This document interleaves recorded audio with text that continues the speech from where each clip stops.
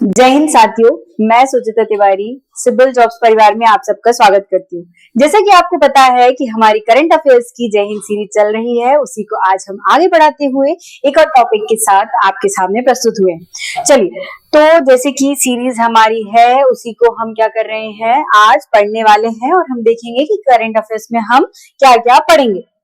हम सबसे पहले देखते हैं, जैसा कि आपको पता है रोज ही हम इस टॉपिक पे डिस्कस करते हैं कि हम किन किन बातों पर चर्चा करने वाले हैं। तो आपको भी पता है कि हमारे 3 पॉइंट्स होते हैं, जो कौन कौन से हैं। सबसे पहले जो हमारा पॉइंट आता है वो है हमारी तरोताजा खबर। क्या है हमारा तरोताजा खबर? दूसरा है हमारा ज्ञान का पिटारा। और अगर आज हम देखें तो हम स्पेशल पॉइंट लेके आए हैं, जो है क्या आपका वीकली करंट अफेयर्स। क्यों? क्योंकि जब संडे निकल जाता है या फिर एक हफ्ते हो जाता है तो वो सारी चीजें आपको क्या होती है, आप भूल जाते हैं। तो एक मुलाकात में हम क्या करेंगे, एक मुलाकात में हम आपका क्या लेके आएंगे, वीकली करंट अफेयर्स देखेंगे। चलिए, सबसे पहले देखते हैं तरोताजा खबर में क्या देखते हैं। आपको भी पता है कि हम डेली करंट अफेयर्स देखते हैं। वही हम बात करते हैं ज्ञान के पिटारा में क्या देखते हैं, तो ऐसे टॉपिक्स या फिर ऐसे पॉइंट्स जो कि पहले तो हम इसमें क्या लिया करते थे, रिवीजन सेक्शन, लेकिन अब हम क्या लेंगे जो कि आपकी प्रीलिम्स की दृष्टि से बहुत ही इंपॉर्टेंट 30 टॉपिक हैं।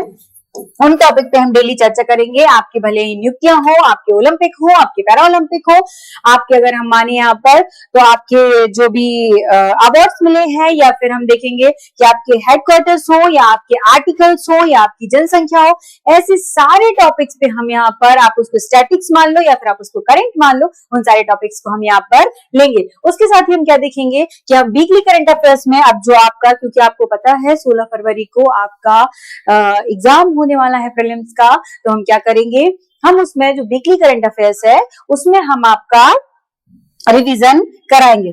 चलिए, अब हम आगे बात करते हैं हमारी तरोताजा खबर। और तरोताजा खबर में हम क्या देखेंगे कि आज हम किन किन पॉइंट्स पे बात करने वाले हैं।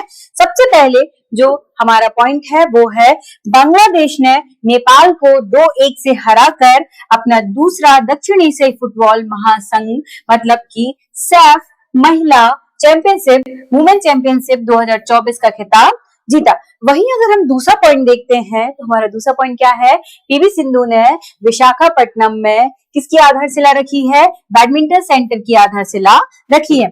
वहीं अगर हम तीसरा पॉइंट देखते हैं तो हम देखेंगे कि जो ग्लोबल टीवी रिपोर्ट 2024 है, इसके अनुसार भारत में जो टीवी के मामले हैं उनमें कितनी कमी आई है, 17.7% की कमी आई है। वहीं हम देखेंगे कि ग्रेमी पुरस्कार मिल चुके हैं, जो कौन से नंबर के हैं, आपके 67वें नंबर के ग्रेमी पुरस्कार हैं, जो किसको मिला है, रिकी गेज और अनुष्का शंकर को मिला हुआ है। वहीं अगर हम अगली न्यूज देखते हैं तो हाल ही में डिजिटल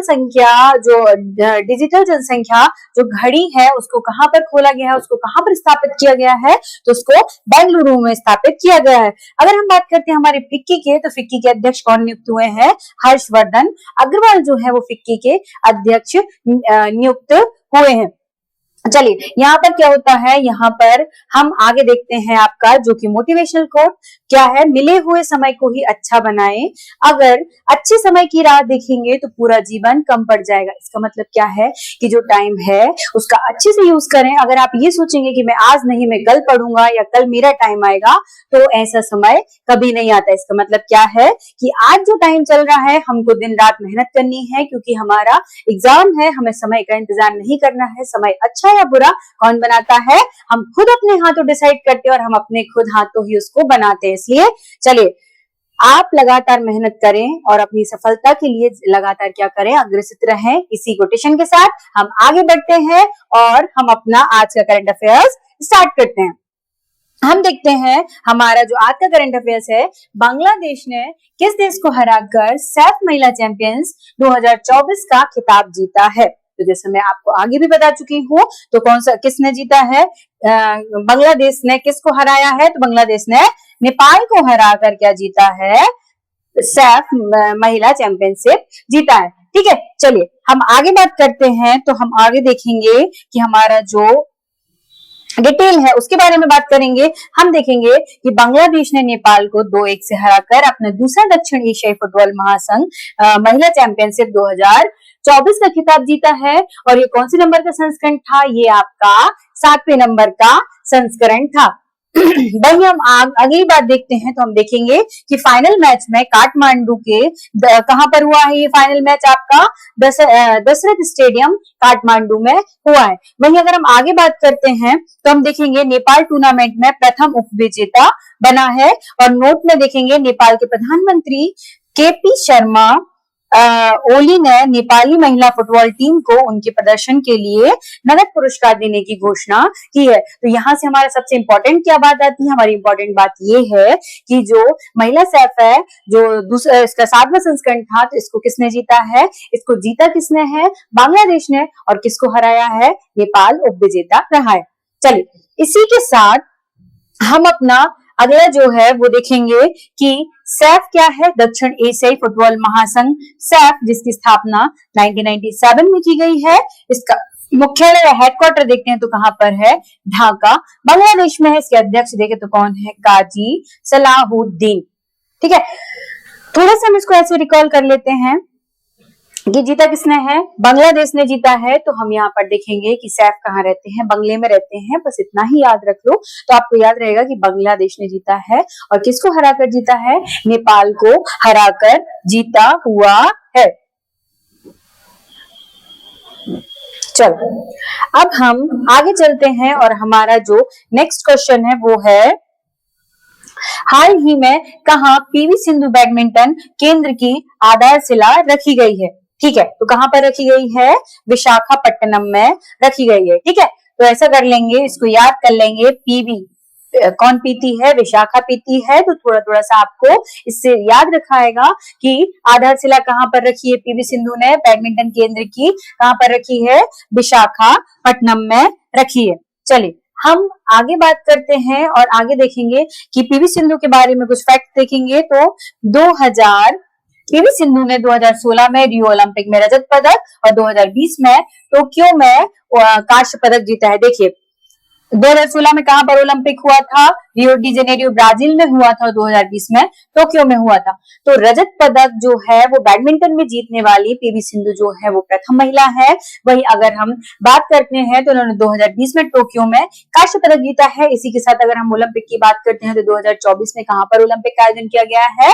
2024 में आपके कहां पर आयोजित हुआ है? पेरिस में आयोजित किया गया है। और इससे रिलेटेड जितने भी फैक्ट हैं वो हम अपनी पिछली वीडियो में आपको ट्रिक के माध्यम से बता चुके हैं। चलिए, हमारा अगला क्वेश्चन देखते हैं। तो अगला क्या है? हाल ही में जारी ग्लोबल टीवी रिपोर्ट 2024 के अनुसार भारत में टीवी के मामलों में कितने प्रतिशत की कमी आई है? तो कितने प्रतिशत की कमी आई है? 17.7% की कमी आई है।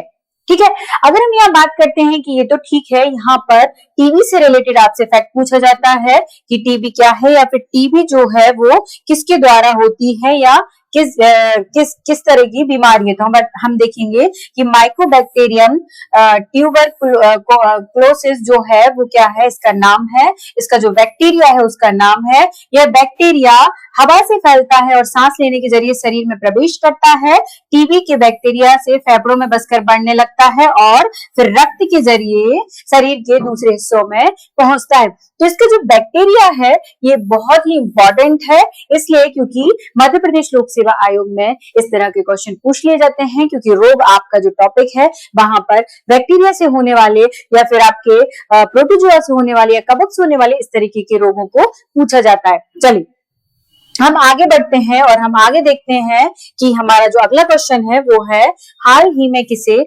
67वें ग्रैमी पुरस्कार के लिए नामित किया गया है? ठीक है, तो ग्रैमी पुरस्कार किसमें मिलता है? अपन को किसमें मिलता है? संगीत के क्षेत्र में दिया जाता है। और हम बात करेंगे तो किस किस को मिला है? रिकी केज और अनुष्का शंकर को दोनों के लिए क्या मिला हुआ है? 67वां ग्रैमी पुरस्कार मिला है। और मध्य प्रदेश लोक सेवा आयोग इस तरीके के प्रश्न पूछ लेता है, क्योंकि जो अवार्ड मिलते हैं वो उसका एक फेवरेट टॉपिक है और उस पर वो बात करता है और उसको क्या करता है? उसको पूछता है। चलिए, आगे हम देखते हैं, अनिल प्रधान को तीसरा जो अभी तक जितने भी पुरस्कार मिले हैं हम उनके बारे में देख लेते हैं। हम देखेंगे अनिल प्रधान को तीसरा रोहिणी नैयर पुरस्कार मिला है। वहीं हम देखें महिला फुटबॉलर आइताना बोनामाटी को प्रतिष्ठित वेलेंडी पुरस्कार से सम्मानित किया गया है। ये हमने उस दिन भी पढ़ा था, आपके लिए मोस्ट इंपॉर्टेंट है। वहीं हम देखें शाहरुख खान को आईफा 2024 में सर्वश्रेष्ठ अभिनेता का पुरस्कार दिया गया है। अगर हम आगे देखते हैं तो मिथुन चक्रवर्ती को दादा साहब फाल्के पुरस्कार से सम्मानित किया गया है। यहाँ पर हम देखते हैं इंपॉर्टेंट है कि आइताना बोनामाटी है, इनके लिए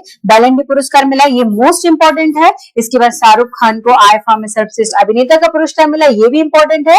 और मिथुन चक्रवर्ती को दादा साहब फाल्के पुरस्कार से सम्मानित किया गया, ये भी कैसा है आपका इंपॉर्टेंट है और आपको इसको याद करना है। चलिए आगे देखते हैं। ICC life time achievement award 2023 से दीपक सी मेहता को क्या किया गया है, सम्मानित किया गया है। आगे देखते हैं प्रत्याशा रे को 2024 का एकलव्य पुरस्कार के लिए चुना गया है। वहीं हम देखते हैं दारा सिंह खुराना को महात्मा गांधी नेतृत्व पुरस्कार से सम्मानित किया गया है। अगला है उर्मिला चौधरी को 2024 के वैश्विक नस्लवाद रोधी चैंपियनशिप पुरस्कार से सम्मानित किया गया है। जितने भी हमारे अवार्ड्स हैं यहाँ पर जो इस वर्ष मिले हुए हैं, हमने उनको डिस्कशन किया और हम अब आगे देखते हैं जो हमारा आज का करंट अफेयर्स है। चलिए बात करते हैं हाल ही में कहाँ पहली डिजिटल जनसंख्या घड़ी खोली गई है या फिर स्थापित की गई है। तो कहाँ पर स्थापित की गई है आप बताएंगे। बेंगलुरु में इसको स्थापित किया गया है। चलिए आगे देखते हैं। अगला जो हमारा क्वेश्चन है वो है हाल ही में किसे फिक्की का अध्यक्ष नियुक्त किया गया है। तो किसको नियुक्त किया गया है, हर्षवर्धन अग्रवाल को। आप कैसे याद करेंगे, है ना, ज्यादा हर्ष या ज्यादा खुशी नहीं होना चाहिए, थोड़ी फीकी फीकी खुशी होना चाहिए। फिर किसी किसी की खुशी कैसी होती है, फीकी फीकी होती है ना, या हर्ष किसी का फीका फीका होता है। इसलिए ऐसे याद रख सकते हैं क्योंकि फिक्की हमारे एग्जाम की दृष्टि से इंपॉर्टेंट हो जाता है, तो हम फिक्की को हर्षवर्धन अग्रवाल से कनेक्ट करके पढ़ते हैं।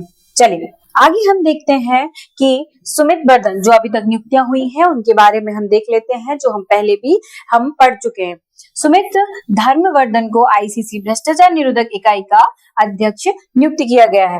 वहीं अगर हम देखते हैं तो डॉक्टर जैकलीन डी आरोस को WAF का महासचिव नियुक्त किया गया है। वहीं हम देखें तो अशोक चंद्रा को PNB का MD एंड CEO नियुक्त किया गया है। केशव चंद्रा को NDMC का चेयरमैन नियुक्त किया गया है। अगर हम बात करते हैं महेंद्र सिंह धोनी की, तो महेंद्र सिंह धोनी को झारखंड विधानसभा चुनाव का ब्रांड एम्बेसडर बनाया गया है। अगर हम बात करते हैं आयुष अलका तिवारी को झारखंड का मुख्य सचिव नियुक्त किया गया है। अगर राजेश कुमार सिंह ने रक्षा सचिव का पदभार ग्रहण किया है। मोहम्मद रिजवान पाकिस्तान की वनडे और T20 टीम के कप्तान बने हुए हैं। इनमें अगर हम देखें तो एक ये इंपॉर्टेंट है, वहीं अगर हम बात करते हैं तो ये वाला पॉइंट इंपॉर्टेंट है और अशोक चंद्रा वाला पॉइंट इंपॉर्टेंट है, और एक जो है महेंद्र सिंह धोनी वाला इंपॉर्टेंट है क्योंकि आपसे पूछा जा सकता है। चलिए फिर हम आगे बात करते हैं। आगे भी अन्य नियुक्तियां हैं जिनमें से हम देखेंगे कर्मचारी चयन आयोग SSC के नए अध्यक्ष एस गोपाल कृष्णन बने हैं। ये बहुत इंपॉर्टेंट है और आपको इसको क्या करना है, याद रखना है। चलिए वही हम देखते हैं प्रभाकर राघवन गूगल के CTO बने हैं।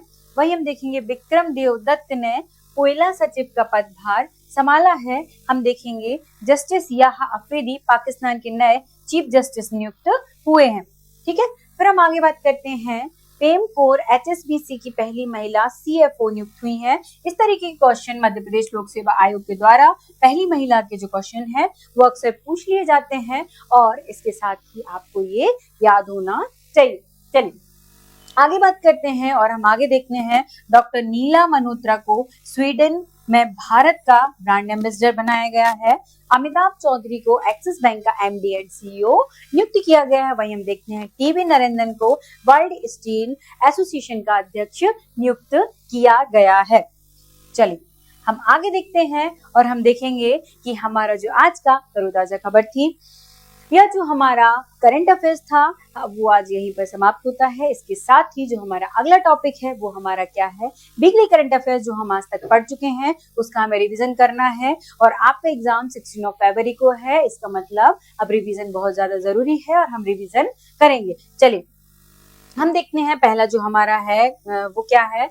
76वें रिपब्लिक डे पर 2025 के लिए प्राबोव सुबियांतो को मुख्य अतिथि के रूप में आमंत्रित किया गया है। ये किस देश के राष्ट्रपति हैं, तो आप बताएंगे किस देश के हैं। इंडोनेशिया के राष्ट्रपति हैं। हमने इनकी नियुक्ति के बारे में भी पढ़ा था। चलिए हम आगे देखते हैं कि 6 नवंबर 2024 को, ये डेट आपको याद रखना है, 6 नवंबर 2024 में केंद्रीय कैबिनेट ने मेधावी छात्राओं को वित्तीय सहायता प्रदान करने के लिए कौन सी योजना को मंजूरी दी है, तो कौन सी योजना है, पीएम विद्या लक्ष्मी योजना। देखिए योजना हमारे जो मध्य प्रदेश लोक सेवा आयोग है उसके प्रीलिम्स का बहुत ही फेवरेट और बहुत ही ज्यादा इंपॉर्टेंट टॉपिक है। अगर हम देखें तो मध्य प्रदेश की कोई नई योजना है या फिर हमारे केंद्र सरकार के द्वारा कोई भी नई योजना बनाई गई है तो वो उसको पूछ लेता है ना। तो हमको विद्या लक्ष्मी योजना के बारे में पढ़ना है। चलिए आगे हम देखते हैं, हमारा है अगला क्वेश्चन जो है वो ये है कि लोक गायिका, पहले तो ये वर्ड याद रखना, लोक गायिका शारदा सिन्हा का निधन हो गया है। शारदा सिन्हा को किस वर्ष पद्म भूषण दिया गया था, तो ये कौन है, हमारी जो हमारी शारदा सिन्हा जी है और इनको कब दिया गया था, 2018 में पद्म भूषण दिया गया था। ठीक है, अभी इनकी क्या हुई है, हाल ही में इनका क्या हुआ है, निधन हुआ है। तो हमें क्या करना है, इनके बारे में लगभग याद रखना है कि किसको लोक गायिका कहा जाता है, या ये कहाँ से है, या इनको कब पद्म भूषण दिया गया है। चलिए आगे बात करते हैं और हम आगे देखेंगे जो हमारा अगला क्वेश्चन है वो है, किस देश ने विश्व का पहला लकड़ी का बना उपग्रह है लिग्नोसैट लॉन्च किया है, तो किसने लॉन्च किया है, जापान का। देखो जब भी कोई चीज पहली होती है वो बहुत इंपॉर्टेंट होती है। पहली पहली बार, पहला पहला प्यार और पहला पहला क्वेश्चन एग्जाम की दृष्टि से बहुत ही महत्वपूर्ण होता है। ठीक है, तो हम ऐसे ही बात करेंगे कि पहले लकड़ी का बना हुआ लिग्नोसैट जो है वो किसने बनाया है, जापान के द्वारा बनाया गया है। चलिए आगे बात करते हैं, सेमीकंडक्टर नीति, सेमीकंडक्टर जो नीति है उसको लागू करने वाला भारत का पहला राज्य कौन सा है, पहला राज्य है गुजरात। कौन सा है, सेमीकंडक्टर नीति लागू करने वाला जो हमारा पहला राज्य है वो कौन सा है, गुजरात। ठीक है, चलिए आगे देखते हैं हम। एज यूजुअल एक मुलाकात जरूरी है, हर बारी बोलती हूँ एक मुलाकात जरूरी है, लेकिन किससे जरूरी है, आपके रिवीजन सेक्शन से जरूरी है।